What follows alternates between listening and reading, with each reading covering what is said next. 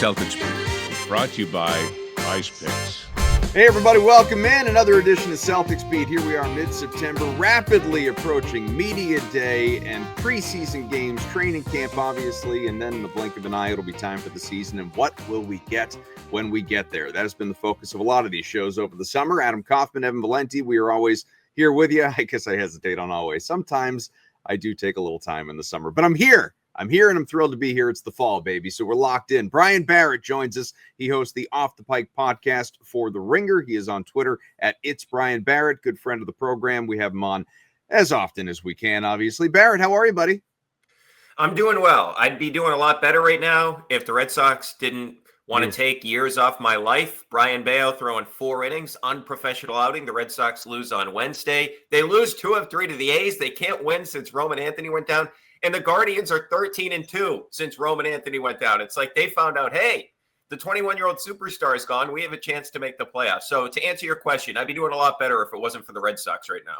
Well, as we sit here on a Friday, Garrett Crochet is on the mound tonight. So hopefully he can be the stopper that he is, the ace that he is, the potential Cy Young winner that he should be. But, you know, it's true. Like, this is obviously not the CLNS Red Sox podcast or anything like that. But to take a moment, you're right. Like well under 500 since Roman Anthony went down and clearly have forgotten how to hit, can't deliver runners in scoring position, all of that stuff. But what's really weird about it, Barrett, I'm sure you've spent time on this on your show because you cover all sports Boston based. I don't understand how one guy, when it's Roman Anthony, it's not, Shohei Ohtani. I don't understand how one guy makes that big a difference in what is, this isn't football, this isn't basketball, this isn't hockey. Like largely baseball is an individual sport. For the most part, it's individual achievements carry the day. And the fact that one guy, and he's been awesome. I'm excited about the Roman Anthony era, and I'm glad that he signed a long-term deal and all of this stuff. But the fact that they have just completely gone on the toilet offensively since he went down, it really doesn't make sense to me. Yeah, well, I think it's a couple of things. First of all, like he did solidify the leadoff spot, which was huge. Sure. And he was starting to slug right before he went down. Yeah. So they keep switching off who's hitting leadoff, depending on if it's a lefty or a righty on the mound. So that's the first thing. The other thing is Willie Abreu has been injured this whole time as well. You could certainly use him to hit against right-handed pitching, right? We heard, hey, we don't think it's that serious. Well, now it's a month later. Hey, he's finally working out, and maybe he'll play this week. And, oh, no, maybe next week, right? I mean, I never believe the Red Sox as it pertains to injuries. They're just a joke when it comes to that. So he's been out of the lineup. He still has the second most home runs on the team, and he's missed a month. The only guy that's hitting right now consistently for the Red Sox since Roman Anthony went down is Trevor Story. And I know that he made 2 errors in the game on Wednesday. Trevor Story has been essentially the MVP of the team as it pertains to consistency. He's been one of the best players in the sport since the start of June. I mean, he's hovering around top 15 in WAR since that particular point in time. And if you look at the numbers from June till now, like he is first in RBIs, first in runs, first in hits, like by a wide margin on the Red Sox in all those categories. Duran hasn't been good, and you needed him to step up when Roman Anthony went down. Bregman has been miserable in the month of September. And my theory on that is I think it's his legs. I mean, you look at it, the ground ball rate has gone up like 13 percentage points. So he was dealing with this quad situation. I think the plan was, hey, Meyer's going to spell him like every third game and he could DH, right? And then unfortunately Meyer went down. So I think that has actually had an effect on Bregman because you need to play him at third base every day coming back from that injury. And then so Bregman's not hitting. Rafaela has been the worst hitter in baseball essentially since the All-Star break. He was hot going into the break. He's been terrible. You got to the point where you had to pinch hit for him the other day, which made sense from Corey's perspective. So that's the answer is like the only guy hitting is Story. That's it. And like the guys, like the platoon guys, right? Romy's hitting a little bit and Ref Snyder can hit coming off the bench. And like some of these role players, Eaton Sogard have been decent, but the guys you need, the Durans, the Bregmans of the world, they're nowhere to be found. Well, it's been this week's Red Sox Beat. We appreciate everybody tuning in. And it's it is funny though. I can't wait till Trevor Story opts out of his contract. How's that for a hot take? It is funny though that you say like I can never trust the Red Sox when it comes to injuries and on and on and on, because honestly, for how long did we say that about the Boston Celtics? And at the center of all of it, obviously, is Jayson Tatum. I don't think this has been a thing in even recent years, last few years. I don't think the the general public has been misled in the way that it felt it was for so long, especially when like Doc Rivers was here. Many of those Danny Ainge years, turnover in medical staff, all that, under Brad and with Joe, it's, the approach has changed a little bit. And I highlight that because with Jayson Tatum, they have gone out of their way to say nothing. Any reports you're getting about Jayson Tatum are either coming directly from Tatum in random interviews that he does, because he hops on a podcast or shows up at an event, but he's not, held court with the media thus far. That hasn't happened yet. But there was this one thing during the week, courtesy of the Sports Hub, where I guess Joe Mazzulla had a dinner with the midday guys that he goes on with every week, and they went out and they were just kind of casually talking and enjoying themselves. And the report, I put it in quote fingers, from the midday show after that dinner was that Jayson Tatum is really focused and taking this rehab very seriously, and he hasn't left Boston aside from maybe a little trip, but he continues all of the extensive workouts and everything that he's doing along the way. I mean, no like earth-shattering news from it other than to say the Celtics are still, at least internally, it seems like, leaving this door ajar as far as a Jayson Tatum return. I know on this show, Ev, we've had a lot of conversations about, with Gary Washburn, for instance, can Jayson Tatum beat science, and what's the best case scenario? Could this guy actually be back in January, February, let alone not coming back at all? And so there's this wide range of outcomes, including, by the way, the what do we want to see, right? What makes the most sense for Tatum and for the organization? Is there even, Barrett, a point in Tatum coming back in this upcoming year? So I'm just curious, because I'm sure it's been a talking point on your show as well. Where do you fall in the Jayson Tatum conversation in terms of, okay, if he is, I don't want to say healthy enough, because obviously if he's healthy enough, you could justify it, but how do we determine that? What's 100%? What's 90%? Yada, yada. But if this guy feels like he really wants to do it, and he can make an impact, and he is not worried about coming back and playing in potential late season meaningful games, maybe even a playoff run, should the organization protect its investment and stand in the way? Well, I think I said last time when I came on the show, my whole thing is, hey, it wouldn't be the worst thing in the world if you got a lottery pick, right? I mean, you're going to need a young player to go along with Tatum and whatever the core is going forward for the next couple of years. I mean, we've seen the Thunder hit on so many lottery picks over the years. The Jalen Williams of the world, that was a great pick for them, right? I mean, obviously Chet, that's an obvious pick at number 2. I mean, you could debate it, but he was going to be an obvious good player. So my thing is, all right, well, are you going to get a younger player to play with Tatum long-term via trade? Maybe. Like, they're going to have to figure out and give Brad Stevens credit. I mean, he's been able to turn this team around multiple times, the Porzingis trade, the Drew trade. So I still think that's the case. But the more and more you hear about this, I just think he's going to come back at some point next season. Going all the way back, like all the reporting around it, to your point, has been really good. Like, hey, he got it within like 10 hours. So we avoided the swelling, right? The best Achilles surgeon in the country was there in New York, so they could just take Tatum there. So I just feel like it's trending in that direction where at some point he's going to come back next season. I don't know if that's what's in the best interest of the organization long term, because well, you sound dismayed while you say that. You sound like you don't want that to happen. Well, I'm just saying, like, do you think right now they could, bringing Tatum back from an Achilles injury, can they win a championship? Do you guys think they can next year? No. So that's my point. It's like, all right, at this point, I know this sounds like sort of like it's almost like a weird place to be in, where it's like the Celtics are at this spot now because they've been so close so many years, and they won it 2 years ago. It does really feel like they're at a point organizationally where it's championship or bust. And this does kind of feel like a reset year. And if the best avenue to improve, because like the other thing is, if you end up in the lottery, and I'm not convinced they're going to end up in the lottery even if Tatum doesn't come back, but I'm just saying hypothetically, if they end up in the lottery situation, if Jalen has to miss a couple of weeks or something along those lines, and you go on an extended losing streak that the Celtics haven't done in recent history, you could also use that chip as a trade, right? Where you can be in the market for a disgruntled star, because I do think Tatum's an attractive guy to play with, right? Because he's a very unselfish superstar. I mean, who covers centers during the regular season? Like, We see Anthony Davis doesn't even want to play the 5. Like he wants to play. He doesn't want to play the 5, and he's an actual center. Jayson Tatum's like, yeah, dude. Opening night, you want me to cover Karl Anthony Towns? I'm in. Or Drew Holiday would do it too. But I mean, Tatum's a little bit different because Tatum's a superstar in the league. Not to mention the fact, like, Tatum will be the screener. Like, Tatum will screen for you. Tatum, heck, he'll set off-ball screens. So I just think it's going to be an attractive destination for guys to want to come play with Tatum. So, yeah, it's a tough position to be in because obviously I want to see Jayson Tatum play. And I'm just like, nah, what if you get the lottery balls go your way and you somehow end up with like a top 10 pick and this is a loaded draft as well? And who knows what you could do with that?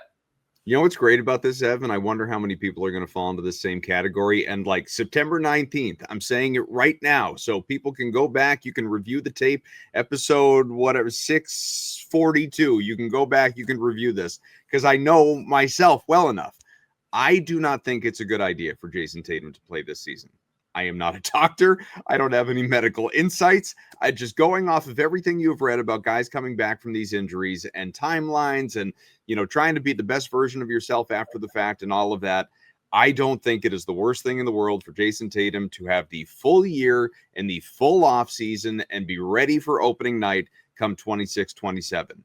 However, if it is January, February, and the Celtics are handful of games over 500, very much in the mix for top 6 in the East, avoid the play-in tournament, that sort of thing.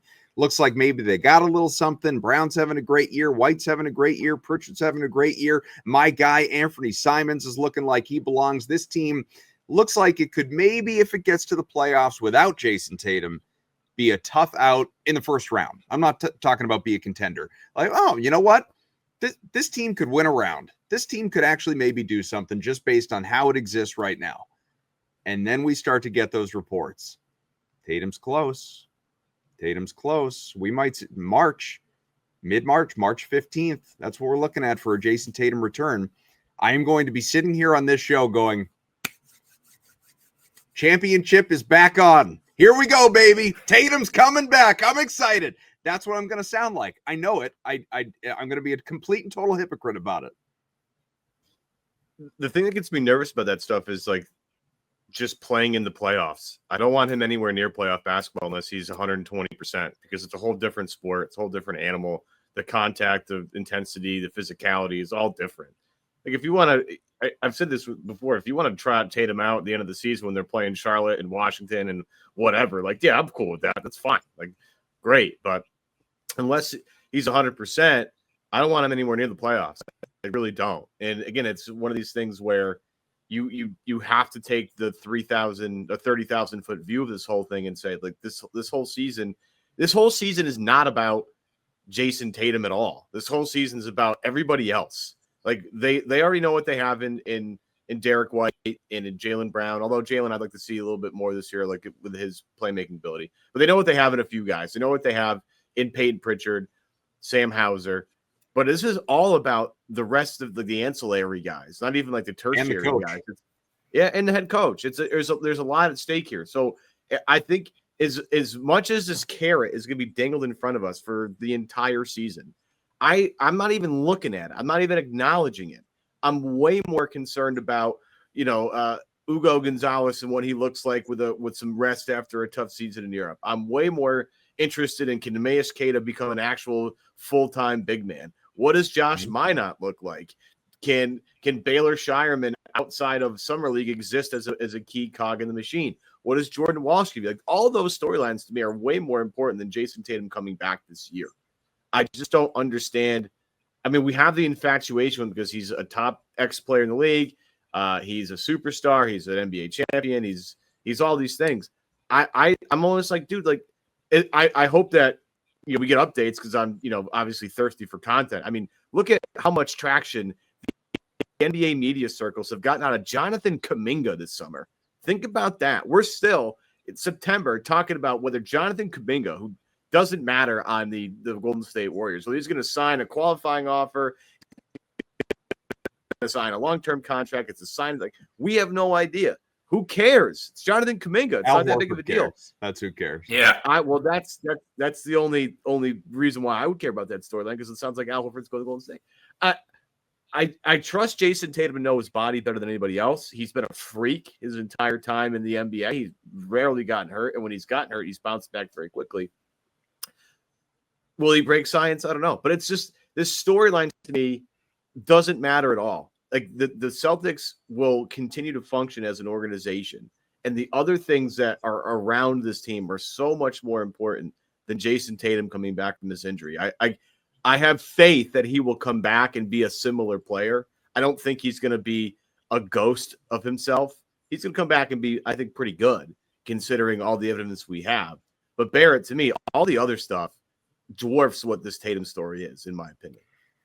Yeah, I think it's so important that some of these younger players, you mentioned two of them, Shireman and Hugo Gonzalez, like actually hit. I'm not saying as star level players, but can you be in an 8-man rotation going forward, right? Because this new CBA that we've talked about so much, like you need some young players that are on cheaper contracts. And I think the biggest thing with Shireman, as crazy as this sounds, considering his profile, he's going to prove he can hit threes consistently, right? And I know some of the ones in the summer league, the percentage wasn't great. I know some of those are of the pull-up variety. I get that. Like he's not going to be taking a ton of pull-up threes when the Celtics are actually playing regular season games, right? I do think there's a little bit more to his game than I expected as it pertains to like his ability to run like his numbers at college were great in this, so maybe I should have expected it, but as operate as a pick and roll ball handler. So I'm interested I thought his defense was better than expected. And I will say this, like he has really good instincts, like very good instincts. And Hugo Gonzalez, I'm fascinated to see him play just because the athleticism does jump off.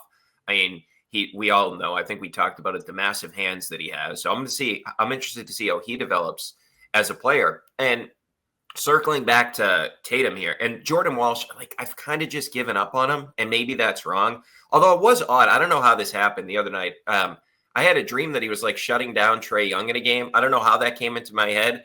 The only thing I can come up with is like I was seeing all this back and forth with Trae Young and Pat Beverly. So like I don't know how this happened, but like Jordan Walsh I kind of find like when I'm sitting there doom scrolling in bed before I go to sleep, which you absolutely shouldn't do. If I'm watching highlights of a guy or reading whatever on Twitter, like usually that stuff filters into the dreams. Maybe right before bed you were watching highlights of Jordan Walsh.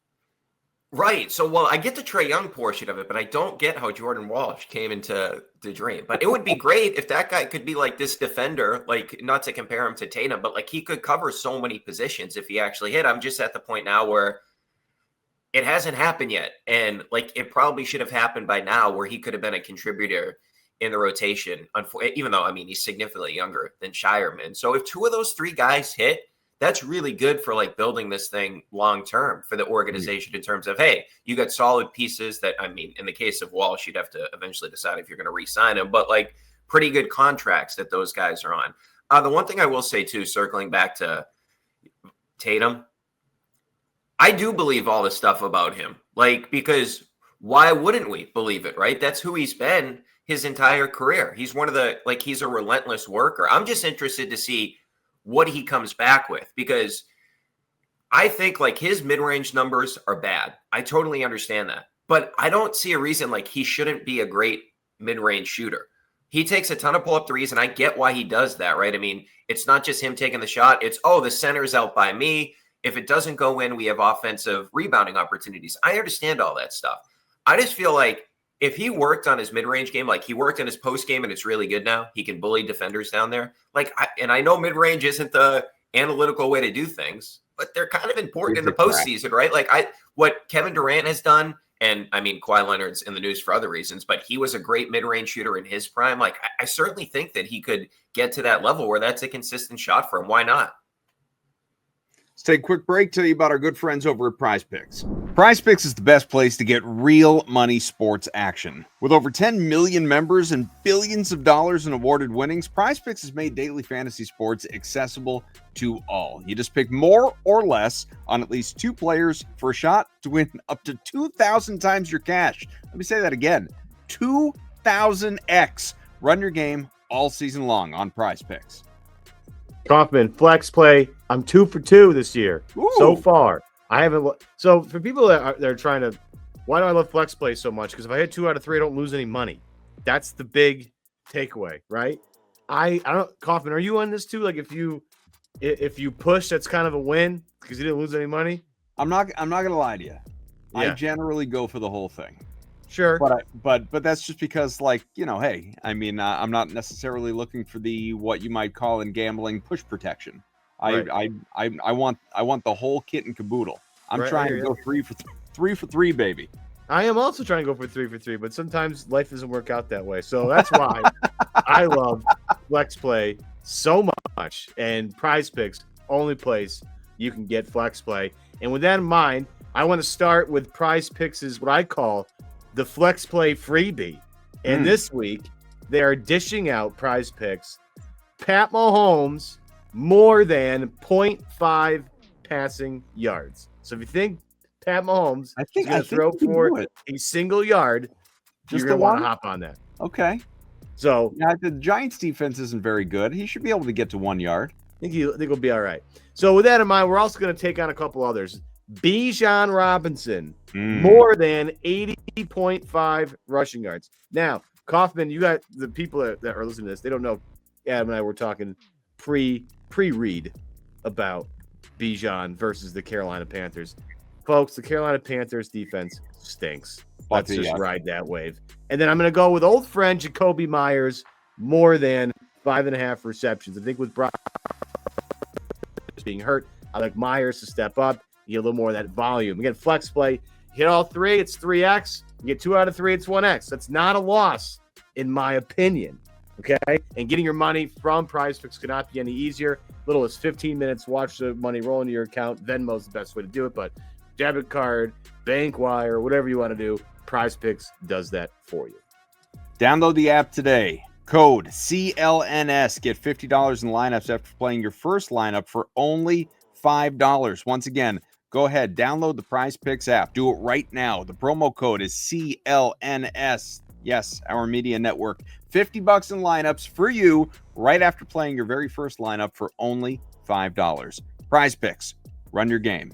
Back here on Celtics Beat, we have Brian Barrett from The Ringer here with us again, host the Off the Pike podcast. Make sure you check it out, The Ringer, Spotify, and so on. So, I think just to build upon what we were talking about with Jayson Tatum and going off of what Ev brought up as well, sort of in, I don't want to put the pie together, so to speak, and rank things and what have you, but I do think Ev alluded to something interesting. So this Jayson Tatum story, the will he, won't he of it all, is going to continue to be something that locally as well, but most especially on a national level, every time you get a little crumb of that story, it's going to be the overarching story that surrounds the Boston Celtics because, again, superstar, top 5, borderline anyway, player in the league. We'll see what he comes back as whenever he comes back, but that's always going to be, like, nationally, on First Take or whatever, they're going to talk about Jayson Tatum and will he be back and what's that do for the Celtics. They're not going to talk about Ugo Gonzalez and Jordan Walsh and Amari Williams and these guys, and what's the big man rotation in Boston. They could give a crap because, again, it's you're appealing to the masses, and so you're dealing with the superstars. Ev says he doesn't care about the biggest story surrounding the Boston Celtics nationally. Locally, and when I say that, I don't mean on the radio because that's kind of the same thing. You're appealing to fans. Internally inside that organization, in the walls, in Brad Stevens, Mike Zarin's, Joe Mazzulla's offices, what are the big storylines this season? Is Jayson Tatum under the radar? We'll figure it out if it comes to pass. Cross that bridge when we get there. Not a big deal. What are their focuses? I mean, I think it's a lot to do with just how this team continues to function off the Mazzulla ball and figure out, again, how these guys, whether it's, the Walshes, the Shiremans, the Gonzalez's, even the Hausers, the Anthony Simons, like all these other pieces, who on this team right now is going to actually stick around for the next championship run? Like, that's, to me, the biggest thing they have to talk about. Simons, to me, we've been talking about Simons forever. It was nice to see him in something with a Celtics logo on it. We've gotten a little bit of some pictures of him at the facilities with some green on, which is nice. I find you saw what that did for friggin' what's his name who's already gone, who sat courtside for the WNBA game when that was. Well, that we all kind of knew that Niang was not going to be sticking around. Niang, thank you. Yeah, I mean, again, Still haven't had an announcement about Anthony Simons and him coming aboard here, but I'm sure we'll get a little more clarity on that when media day rolls around. But it's about which one of you guys is going to be part of the next championship run. I think we already know Pritchard's going to be there. We know Jalen's going to be there. We know Derek's going to be there. But other than that, it's a bunch of question marks. I mean, if Simons does, we had this conversation a little while ago. Like, what if Simons sticks around? Like, what if this contract's up? They're like, yeah, let's find a way to get this done. Maybe we can bring him back and be the sixth man. I've been thinking about this. The Celtics have produced the last 2 sixth men of the year with Malcolm Brogdon and Peyton Pritchard, like back to back, basically, right? With those two guys. Obviously, the first guy off the bench for the Celtics is a really important position that can get you some notoriety, maybe get you paid, depending who you are, what type of part of your NBA career you're at. Like, if I'm Simons, I'm looking at this thing and being like, man, this is going to be an awesome opportunity for me to come off. 2 out of 3. I had to double check that. Naz Reid. Yeah, I knew there was one in the middle of it in Naz Reid rules. Yeah. But it's just one of those things where it's like this is an opportunity that has been fruitful for guys recently. I could be the next guy in that lineup, and it just so happens that his contract's going to be coming up at the end of the season, and it could parlay him into further stratosphere. I'm very obviously curious on how this Tatum thing goes. I'm not trying to poo-poo it, but it's just there's so many other bigger points in this thing, and Simons might be right in the center of it. I don't know. We'll see as things shake out at the beginning part of the season, but it's all about these ancillary guys and how they fit Joe Mazzulla's picture and Brad Stevens' picture for the next version of this team that competes for titles. Barrett, what do you think? Sorry, guys. Yeah, sorry, my internet dropped out for a second there. But yeah, going back to the your original question about like what they're thinking about entering the season, pretty much like what's on their checklist. I agree with Valenti on a lot of that. With Anthony Simons, I'm interested to see him. I mean, there's a lot of David Ortiz in his game in the past where he's kind of a DH. So we'll see. Like, you got to play defense for Mazzulla, right? Like, we've seen that they've never really had a lot of defensive liabilities. But I'll turn it on this. Like, I know he's won a championship, obviously, right? But I feel like Mazzulla has stuff to prove this year. He's never coached a team that wasn't like one of the favorites to win the NBA championship. And I thought they did a lot of good things in the playoff run 2 years ago. But you can also say, like, look at that team, right? Like, the reason you could try all those things is because of the versatility you had on the defensive end with Tatum, not to mention a guy like Drew Holiday. Like, that defensive backcourt was the best in the league. And Drew could guard up, right? So I felt like he had a lot of flexibility when it came to that. And then you flip forward to last postseason, Mazzulla was bad. Like, there's no way around it. There's no way that he should have been playing double bigs against the Knicks. That's not how you beat him.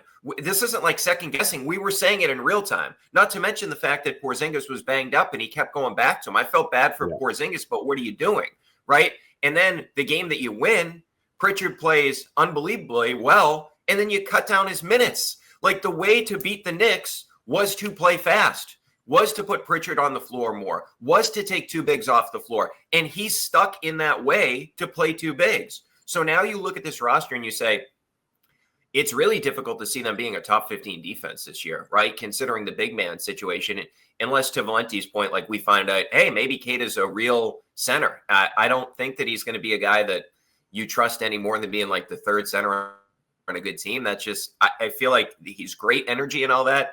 It just feels like defensively sometimes he just gets lost. Like, he doesn't know what he's doing at times. So I think that's an issue with him. I feel like he chases blocks a little bit too much. And I'm not saying I dislike him as a player. I feel like he's an energy big more so than anything else off the bench.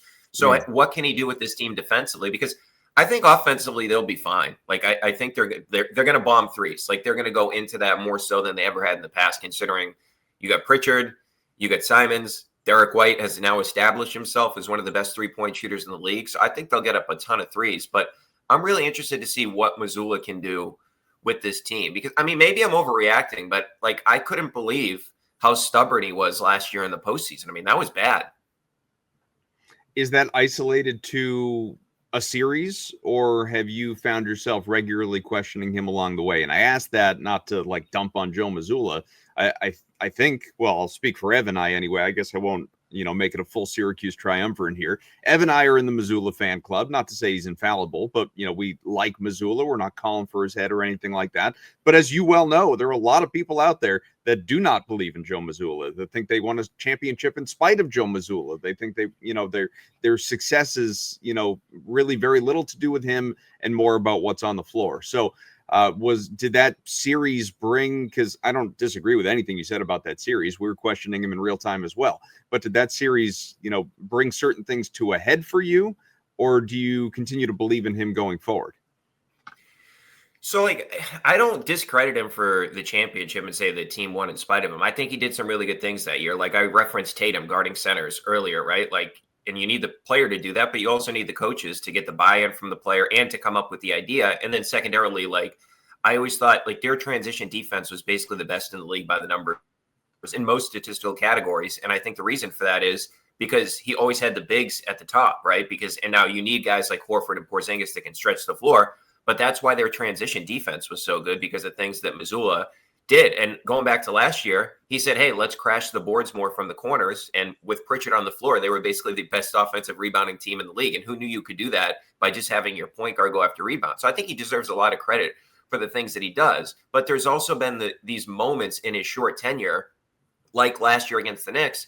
And I would even go back to his first season, and that was a very difficult spot that he was put in, clearly, right? I mean, you're taking over for Ime right before the season. But guys, how many times did we have to watch a game where Derek White wasn't on the court and Marcus Smart was to close the game?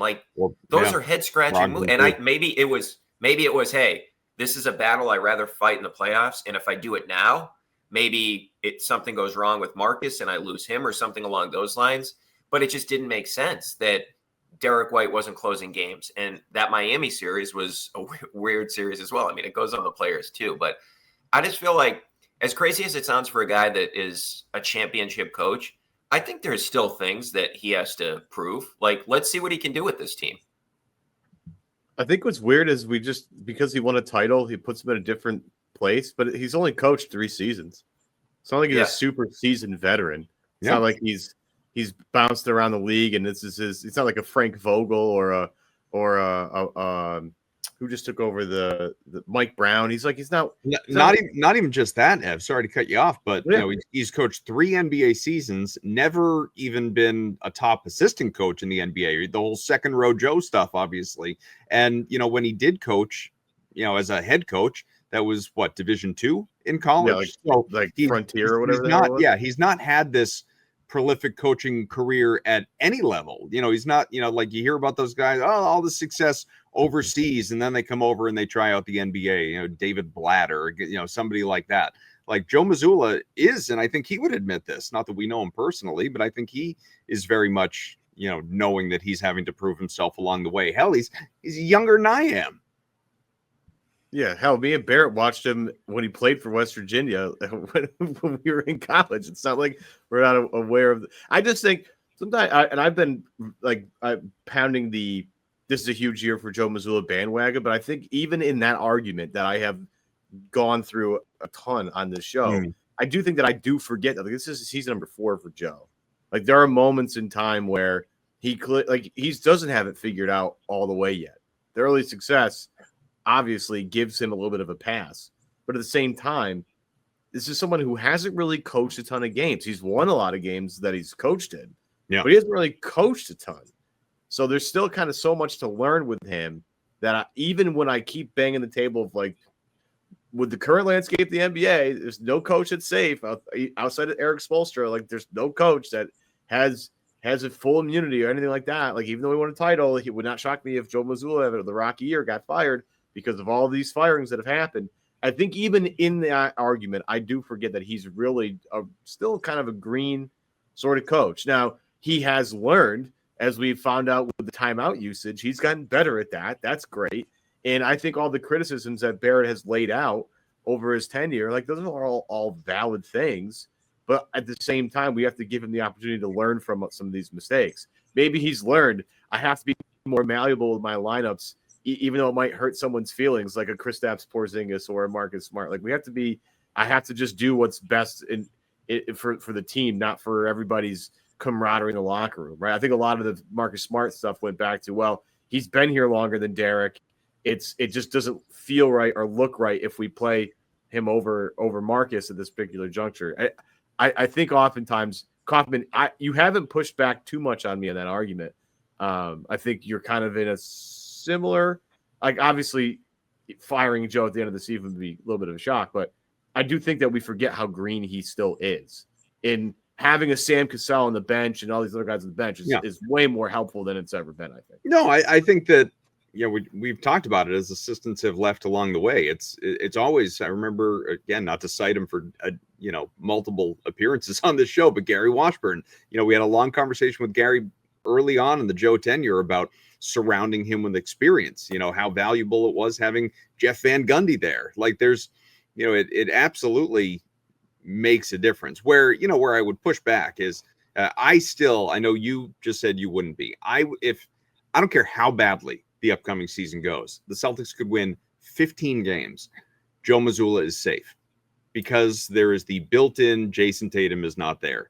This is a gap year for everybody. It's an important year for a whole lot of reasons that don't involve winning, as Barrett alluded to, and as we've talked about plenty in terms of just trying to learn more about your organization and your players and your coach and building for that next opportunity to be a contender, which hopefully at this point in time, we're having that conversation literally 1 year from now with a healthy Jayson Tatum. And okay, you're right back in the conversation. You're right there among the title favorites in the NBA and all of it. But I think Joe, and part of it goes back to, because I remember how, floored people were when, the Nuggets made their change last year. And it's like, well, let's keep in mind, there was a rift between coaching staff and front office. Joe Mazzulla and Brad Stevens, by all indications, are entirely on the same page. Brad loves Joe. Now, if something changes along the way, I take all of this back. But so long as those two are completely kumbaya and the Celtics are having representative success, and I mean that with Jayson Tatum, not obviously this upcoming season, unless, of course, Tatum is back, I think Joe is incredibly safe. I don't think there is even a hint of Joe going anywhere. And I will remind people that even with multiple years remaining on his deal, Joe just got a contract extension. That wasn't an accident. That was a public leap of faith or a public, declaration that, hey, we still believe in this guy. We like this guy. Shut up, all of you out there who question him or us for employing him. So Barrett, Ev and I, that's we tend to agree on a lot here on this show, I think. But one area that we do dovetail is I don't think Joe's got at least 2 more years of safety before something would change. For sure. I agree with you on that 100%. And I remember Mazzulla beat John Wall in Kentucky at Syracuse. And he had that game was at Syracuse, the Syracuse Regional. He had a compromised limb, too. His shoulder was messed up, and he's out there beating John Wall and DeMarcus Cousins and that great Kentucky team. Man, what a bad coach John Calipari is. But anyway, I digress. To your point, I agree. I think Joe's got a long rope here, and, he deserves it. And going back to just, how difficult the situation was, and you say, well, you're crazy, man. Look at all the great players he had. Well, he also remember his first year. And correct me if I'm wrong in this, he was the only carryover from Brad's staff. So Brad clearly likes him. He was on Brad Stevens' coaching staff, and then he stayed on Ime's staff. So he inherits all Ime's assistants. A bunch of guys also that probably felt, and I could understand why, that they were more qualified for the job than Joe. So now they're working for this guy, and they're trying to figure out what's going on with Ime. And I'm not saying it was a bad situation. I'm saying it's a difficult one for a first-year head coach where it's he didn't put his coaching staff together, right? The following year he did, and they brought in Charles Lee, right? So I do wonder that too, going back to last year, not to keep bringing up the Knicks series, but is there enough people in the room where you guys mentioned Van Gundy was gone, who we saw what he did to the Clippers. He became essentially their defensive coordinator, and they finished number 2 in the NBA in defense behind only Oklahoma City. That was an incredible, that team featured James Harden, and they were number 2 in the NBA in defense, right? So you look at it, Van Gundy's gone, Charles Lee's gone. I know Cassell was there, obviously. But how many people were there that were hey, Joe, here's the data. This is what we're doing with the double bigs. Like, do you want to maybe go away from that? Like, how much like challenging did he get from the coaching staff that he got the previous year? I wonder that. Like, I wonder if Van Gundy was still on the staff and maybe to a lesser extent Charles Lee, would they have played the same way? Like, and I know Van Gundy didn't have like this prominent role with the team like he had with the Clippers, right? Bill Belichick conversation. Yeah, but it's a valid point. Yeah, Ernie Adams. Not having certain guys. I think it's a valid point. You lost a ton of experience with Van Gundy and Charles Lee. I mean, Charles Lee was everybody's favorite assistant coach to get a head job. He just couldn't get one and ends up in Boston and does really well. Van Gundy, I mean, look, he's been around forever, whether it's broadcasting, coaching, etc. You know, that's a lot of experience to lose off your bench. Again, I love Sam Cassell. I think Sam Cassell's done an excellent job, but they might need another voice. They might need somebody else who's got some serious experience to kind of say to Joe, like, hey man, like you're being a knucklehead with this too big stuff. We got to go to something else. I don't know if anybody besides Sam Cassell, like, is it Emile? It's not Emile Jefferson. Emile Jefferson has the job. I mean, I'm not trying to, talk too much shit here, but Emile Jefferson has a job because he's like Jayson Tatum's best friend, right? They're at like weddings together. Like they're at Michael Rubin's party together. Like Emile Jefferson's not going to these things unless he knows Jayson Tatum. And I'm not saying it's a bad thing. Sometimes you got to pay Uncle Dennis. Sometimes you got to pay Emile Jefferson and give him a spot. Like I'm not saying that's not, but I mean, like how there are. Hey, that's dangerous going Uncle Dennis territory. So let's be clear here. Right. I just want to point out, like, nobody on the staff outside of Sam Cassell has the cachet to go to Joe and be like, hey, man, I think you're doing something wrong. Now, none of us know the inner workings of the coaching staff and what the vibe is and what the camaraderie is and all those things. We don't know. We're not there. However, it's fair to speculate that none of the guys on the bench could really go up to Joe and with authority, with the I've been there, I've done this before, and say to Joe, hey, man, you're screwing this up. We got to do something different. Yeah, as a quick aside, I just got to mention this. Uncle Dennis is a legend, man. Like, this guy goes to the Raptors. He wants a piece of the Maple Leafs, right? Like, hey, if you don't ask for it, you can never get it. Like, I think it's completely plausible, and I know you guys don't want to go on a whole digression about this. I think it's completely plausible that Kawhi knew nothing about that company. That Uncle Dennis is just like, he's like, oh yeah, we got this sponsorship we're getting money for. Like Kawhi was never like, oh, okay. He's just like, oh, we're making money. Like, I think that's completely plausible that Kawhi wasn't even in meetings for like getting these sponsors, right? Like obviously New Balance he knows about because like he's in commercials and he's wearing their shoes, right? Like, but I think it's completely plausible. Like Uncle Dennis is going to all these teams being like, hey, this is what we need. Hey, we need this, we need that. And Kawhi like doesn't know like the stuff that he's asking for or doesn't care, right? Like Kawhi's the perfect I know he's his family member, but he's like the perfect superstar for a guy like Uncle Dennis because Kawhi's not going to like, he's not going to like follow up questions about this, right? Like, hey, is this shady? Like Uncle Dennis is a flat out legend, man. No, this would be, it's like Turtle taking some of Vince's money and putting, in investing in tequila. Like, I don't even need to tell you. Don't worry, you'll be fine. Let's make you some money. It's funny. I did Google. I mean, I know obviously the story like we're all talking about, but I just wanted to see what happened. And I went to Google and I just typed in Uncle Dennis, not like in quotes, not like not Uncle Dennis Kawhi, just Uncle Dennis, just to see if nothing else pops up other than Kawhi Leonard stories. I mean, that is where we are in the SEO world. Simply Uncle Dennis. It just gives you a laundry list of links, and I love that. Is he the most famous dentist right now of all the dentists in the United States? Is he just the most? Yeah, Menace has lost steam. Yeah, I think Dennis as well as Miller. Dennis Miller. Yeah, you got Rodman. Rodman's still out there. Hasn't been Quaid in a while. Hasn't been Rodman. How about Schroeder? Do you see this thing? I don't want to have a conversation about this, but I will bring it up anyway. This was a social media thing that Dennis Schroeder might, because of the Eurobasket win that might have cemented his case for the Hall of Fame.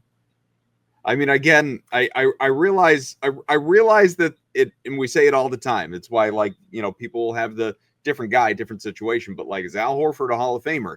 And he is, in part because he was a multiple-time champion in college. It's not the NBA Hall of Fame. It is the Basketball Hall of Fame, where all of your accomplishments on the court are honored. College, pro, overseas, international, everything, and I'm just talking about players, never mind builders and all of that stuff. Congrats again to Jeff Twist, by the way, for his honor. But Dennis Schroeder is Dennis Schroeder a Hall of Famer? Was not a conversation, guys, that I was prepared to see entertained on social media. I can't do it. Come on. There has to be a limit, and I think Dennis Schroeder is the limit. Come on. What are we doing here? That's crazy. Dude, I mean, the Basketball Hall of Fame is a joke. Like, I can't even have like a legitimate debate about the Basketball Hall of Fame, because it'd be one thing if we were talking about an NBA Hall of Fame, but it's the Basketball Hall of Fame. Like, I just don't even know how to debate it. Like, the 2008 Olympic team went into the Hall of Fame. Why? Like, I get the original Dream Team because of not only like, hey, it's the most dominant team and maybe the greatest team ever assembled. And they also, because of that team, like, the game of basketball grew globally, right? The 2008 Redeem team, what was so special about, I get they had a ton of talent. Like, they had Kobe, they had LeBron and Dwayne Wade and Carmelo and all these guys, right? But like Darren Williams, Chris Paul, Jason Kidd. So because the team prior to them, because Larry Brown decided to play Stephon Marbury and Allen Iverson more than Dwayne Wade and LeBron, like, so because you won the gold medal with the best players in the world, like, this is a gold medal. So should every now U.S. team that wins the gold medal, or are we putting them all, like, should we put last year's team that won, like, or they barely won, by the way, should they be going into the Hall of Fame? Like, I don't understand why that team got into the Hall of Fame. It makes no sense to me, but I don't know. Like, Basketball Hall of Fame debates I can't even tell you. Like, you have, like, Billy Donovan's in the Hall of Fame. I get it. He won back-to-back national championships, but it's so confusing because I think he's a pretty good NBA coach. He's not a great NBA coach, and the guy that took over for him just led OKC to the NBA championship, and he actually willingly decided to leave OKC for Chicago. That's kind of a bad decision. But anyway, like, it's just weird seeing Billy Donovan go into the Hall of Fame, and it's like, oh yeah, Billy Donovan was so good at, like, I don't know. Obviously, it's never going to change now, but the thing's an absolute joke. So I initially regretted it. Now I'm happy we went down this rabbit hole, because I just pulled up this. This is how we bring it full circle to Celtics content, and not just because Schroeder was briefly here. So this article on basketballnetwork.net, apparently I think this online debate, this Twitter debate, started because Dwight Howard, who of course was a teammate of Schroeder's, tweeted Dennis Schroeder making a case for the Hall of Fame, and then people started reacting. This article, went off of that and said, how about this? While there's already a FIBA Hall of Fame that Schroeder will almost certainly enter, he would not be the first player to be inducted into the Naismith Hall of Fame without major NBA accolades. And I will remind people, Schroeder's never been an all-star. He has received 6th Man of the Year votes, but it goes on to say, tell me if you know where I'm going. I pause for dramatic effect. A perfect example is legendary Croatian center Dino Raja, who won a total of 8 medals with the Yugoslav and Croatian national teams, including 2 golds. Raja also won the EuroLeague twice with his hometown club and was once Final Four MVP. But he joined the Boston Celtics, the team that was in a transitional period after the Larry Bird era, and didn't achieve much. Raja was solid in a Boston uniform, likely the best player on that team at the time, but never received individual or team awards. He was inducted into the Hall of Fame in the 2018 class. And it goes on and on and on. Dino Raja, man, you know what? Dennis Schroeder might have a better case than Dino Raja.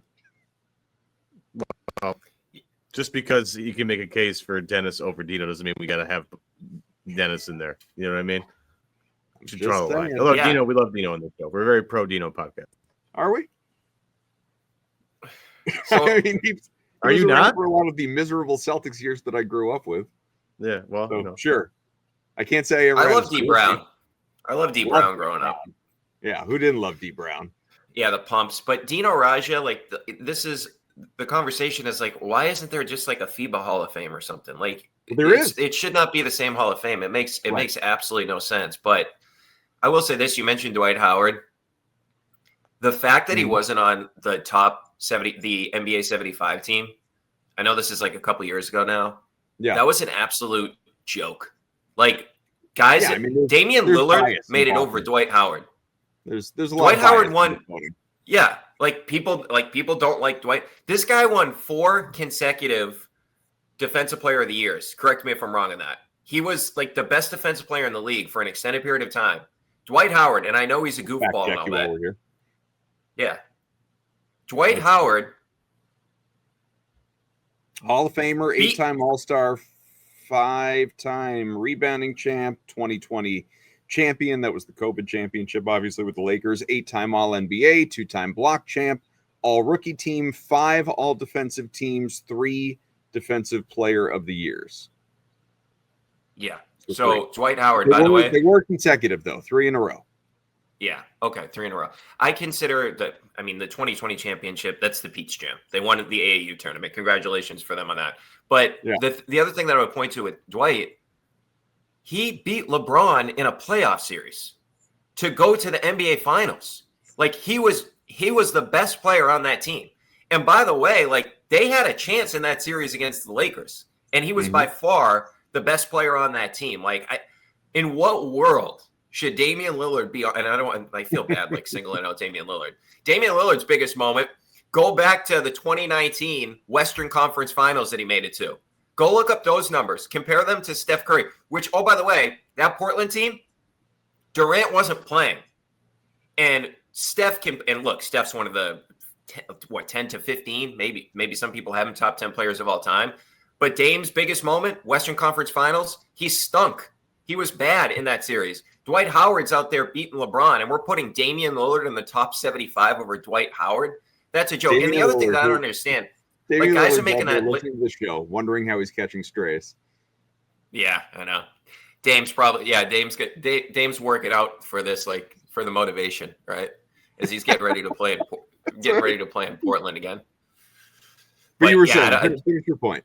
I don't know. Like, I get it's tough to make that top 75 list, and I'm sure people don't want to take certain players off that list. So I'm guessing that's part of the equation as well. That's why I just went with, like, comparing him to a current player. That just, like, I was absolutely shocked that when that list came out and Dwight Howard wasn't on. I'm like, is this serious? Like, because, like, I know some of them is like predicting, right? So the original list, Shaq at that time wasn't a top 50 player. But, like, everybody knew, like, yeah, he's going to be a top 50 player, so let's just put him on. And, you know, Shaq's primes is one of the – I feel like it's kind of crazy. Shaq is, like, somehow underrated. He was the most dominant force in the league for, like, a 4 to 5 year period. And, by the way, in a couple of he beat the crap out of Tim Duncan, which I think Tim Duncan is one of the all-time greats, obviously. I think he's a top 7 player, 6-7 player in the league. Sure. As I keep going on this monologue here. But – it just at the point now where, because of his personality, Dwight's personality, people, like, forget how good the guy was. It's wild. Do want to remind folks to check out, obviously, not just the Celtics Beat podcast, all other Celtics content on the CLNS YouTube page, specifically the All Access page. You can like the videos, subscribe to the content, get push notifications when it's available to you. We release these shows once a week, at least, occasionally multiple if we're feeling frisky. But there are so many Celtics podcasts across CLNS that you can check out. And as we, kind of alluded to, joked about off the top of the show, there's Red Sox Beat, and there's Patriots content and Bruins content, and a new WNBA show coming, on and on and on. Make sure you check it out across the CLNS YouTube page in general. And if you are solely listening, you don't want to look at our mugs, that's fine. You can check us out wherever you get your podcasts, Spotify, Apple, Pandora, you name it. We're there. We appreciate you. Rate, review. Most importantly, though, do subscribe to the content, because, again, the season is right around the corner. Guys, I mean, look, we could talk for hours on end, the three of us having a fun time. But I think once we go down the is Dennis Schroeder a Hall of Famer rabbit hole, it's probably a good time to call it a day. And the Dwight v. Damian Lillard. Yeah. Sorry, guys. I don't know how that came out. Fired up, though. We love it. Yeah. Shouts to Uncle Dennis. We appreciate you inspiring content as always. That's always important too. Brian Barrett is on Twitter at It's Brian Barrett, part of the Ringer and Spotify. Hosts the Off the Pike podcast. Make sure you check that out. Occasionally, Ev and I are on there, and obviously Barrett pops onto this show whenever we're able to work it out for everybody's schedules as well. We always love having him. So, guys, next time we talk, I'm guessing we're going to be, I don't know, in season, just above the season, preseason games, whatever it is. The next one is going to have real basketball to get into and probably some, underlying Jayson Tatum storylines as well. But nevertheless, I'm looking forward to it. Barrett, thanks so much for hopping on. I appreciate it, fellas. Ev, always a pleasure. I am Adam. We'll talk to you again real soon. Thank you guys so much for tuning in. Enjoy the weekend.